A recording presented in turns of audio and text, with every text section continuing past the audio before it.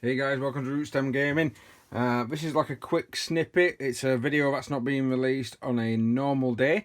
That's simply because I've been to Warhammer World and I've painted these 4 lovely models. Not all of that one, but these 4 lovely models basically as a test. As a test on how you do contrast paints. So, I decided to have a go at some of the most notorious colours I think everyone has. And a little bit of wet blending with some of the more detailed figures and even trying some flesh tones. And the first model I started painting was this lad here. Now this is a Blood Angel Space Marine. That's one coat of red. I did test it because you will get, as you can see, there's some patternings, and I'm impressed by it from a distance. When you start getting closer, it's not the greatest. I'm not impressed by the black at all, if I'm perfectly honest. I think maybe just doing jet black and highlighting the black is probably better. Or maybe, because I didn't really have time, but maybe 2 or 3 coats of black might be something to do. Yeah, that's Blood Angel Red. That's quite a nice dark red. It was over, I believe this one was the grey. No, this one was the bone colour that this was over. As you can see, it's gone into the shade. It's shaded it quite nicely. It's just down here on the greaves where you've got little bits of the colour that's mixed. I'm not quite sure if I'm using it right or whether or not it'd be better doing it as thin coats. I don't know. But it's definitely interesting. It's definitely different. It was definitely quick, very quick. I did notice that the paint started to dry quite thick and globular, hence why I did that test there. If you can see that, try and zoom in on that bit there. I purposely let a bit of it go heavy and dry, and then tried to do it with the brush to try and see if I can get it out of the way, and it just instantly left that tide mark. So it's one of them where you really need to do it quick. You need to make sure that it's quickly done and it's quickly neatened while you're actually painting. Now, one of the second colours I wanted to try was white. I wanted to see what type of effect this would have. This was done on the grey background, this particular white. I'll get it closer to camera again. And on camera it looks quite alright actually. It looks like it's got into the recesses quite nicely, but again, some patterning. I wonder if that's going to look alright if I put some dry brush on. Again, I tried to do Bolter black. It's not the greatest black. I don't think you're going to be able to do black properly with these type of colours. I think I've given it a go. Maybe doing a dark grey first and then putting black on might work. But that's something to experiment with when these colours come out on Saturday. I've done a yellow eagle for the chest. The yellow eagle, definitely quite good with the yellow, to be honest with you. The yellow was amazing. It looked quite dark when it was actually in the pot, and when I put it on and it dried, it came out very, very, very, very light. A really, really good colour to use for the contrast would be the yellow. I'm thinking certain colours are going to be great, other colours not so much personally. White, would I do a marine like this? I'm not sure. I'm probably going to experiment. I might actually dry brush some white on top of this, just to see what type of effect that we're actually getting. I did a flesh colour. This was a borrowed miniature. The guy at workshop, I can't remember what his name was, but somebody had already painted the glove and such, so it was just like, here, try this, because I think you're only supposed to have 2 figures. So it was like, here, try this.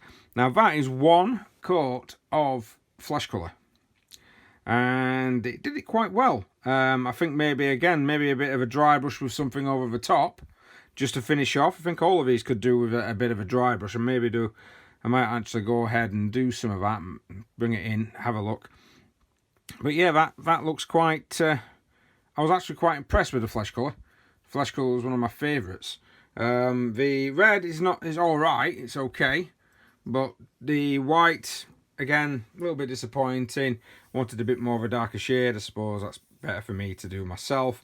And the black was very, very disappointing. But this little figure here was given to me, and he said, here, use this and try and do a wet blend. So that's yellow to orange. one set of yellow, and then I quickly, while it was still wet, I went on with orange. Now, another... They weren't the greatest painting with, because what they were doing was giving you medium shade brushes to paint with, which are some of the thickest. In fact, there's no normal end. They kept saying that these are the best brushes to paint with. I don't think there would be. I think maybe having some basing brushes would probably be better. But again, I'll wait until the range comes out on Saturday and give it a go. But yeah, the wet blending on that was very, very nice. Very, very quick, very, very easy. You just put one on, then you put the other on, and then you waited for it to dry. It took ages to dry raw when you did this method. It wasn't a quick dry procedure. It took an absolute age to actually sort of set. But again, if you wanted to put a bit of highlight in there, a bit of dry brush, picking up all the... I suppose even when you think about it, dry brushing is quite quick and quite easy. Let's see what happens when I do that actually on some of these. Okay, so I've done a bit of dry brushing. Woohoo! That I have dry brushed with Evil Sun's Scarlet. Now, it's not really picked much up at all, if I'm honest. Maybe edge highlighting would probably work well with that particular Space Marine. I did some dry brushing on top of that, and I didn't like it because what it kept doing was all the recesses, if you ever look at the back there especially, all the recesses that had gone nice and dark, it tried picking up, and it tried dry brushing those pieces as well. So it didn't, because I wasn't actually being very careful. I was just slapping it on. So that didn't really work that well. I'd probably just leave that if we're going to do like an Imperial Guardsman face or something of that nature. But this looks cracking in my opinion. Very ghosty. The white really worked well. Dry brushing skull white over the top of, because it's mainly a grey. I think that would look really well for some White Scars armies personally. I think that would look cracking for some White Scars armies. Yeah, that's my little tiny foray into contrast paints. I'm not going to be doing, well I will be, once the actual paints are out, I'm going to be doing a little bit of how-to maybe videos. A lot of people say, no, I'm not going to be doing any videos with them because what's the point? But I do think that these paints are not the be-all and end-all. When you paint with these, you're not just going to have finished. Especially a lot more advanced techniques. I think you're going to need to finish off certain things. Especially, like I said, with that white. Having to dry brush that white to get the look that I actually wanted. And then not dry brushing without, but maybe going over it with some layers. And maybe with this, trying to figure out a different way to do that red. It's a nice darkish red, but still, don't know if I'm keen for it to be part of my Blood Angel forces. I like my blood red to actually look quite bright and quite blood reddish. But the wet blending, see, I think videos on that's going to be the way to go forward. That wet blending, I was very impressed with. And I can see a lot of advanced techniques coming out of that. But anyway, hey. Thanks very much for watching, guys. This has been a quick, very, very quick video looking at what I managed to get out of contrast paints. I wasn't allowed to use our camera. I wasn't allowed to video record while I was at Warhammer World, but they did let me take all 4 of the models home. Otherwise, I'd have taken some pictures and be describing them to you right now.